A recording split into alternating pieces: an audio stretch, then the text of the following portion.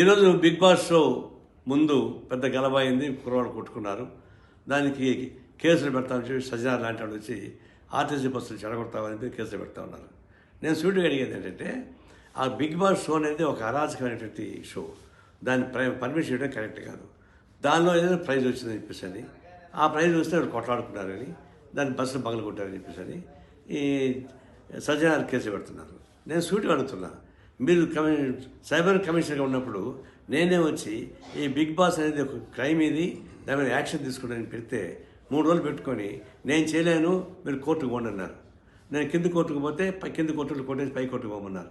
పై కోర్టుకు పోతే జిల్లా కోర్టు, రాష్ట్ర కోర్టుకు పోమన్నారు.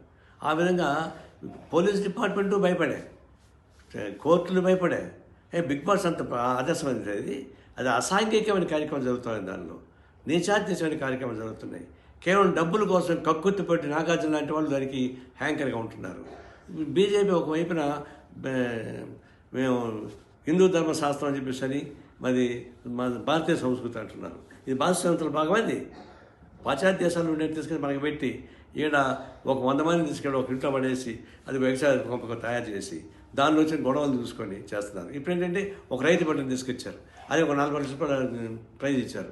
అంటే గ్రామీణ ప్రాంతంలో వాళ్ళని కూడా అట్రాక్ట్ చేయడం ద్వారా, పట్టణ ప్రాంతంలో ఉండేటువంటి వాళ్ళంతా సరిగ్గా చూడడంలే, గ్రామీణ ప్రాంతంలో అట్రాక్ట్ చేయాలి. అందువల్ల ఈ రైతు పంటను తీసుకొచ్చి ఒక ప్రైజ్ ఇచ్చి ఇంటికి ఇచ్చారు, బయట కొట్లాట పెట్టారు, తామూలు తనుకోసం అన్నట్టుగా. ఇది దీనికి అంత కారణం బిగ్ బాస్ షో చేసేటువంటి నాటకం. గ్రామీణ ప్రాంతంలో ప్రజానీకాన్ని కూడా వ్యూవర్స్గా తీసుకోవడానికి కలిసి కొట్టదప్ప కొట్టి కాదు. దీన్ని తక్షణం బ్యాన్ చేయించి కోరుతా ఉన్నాను.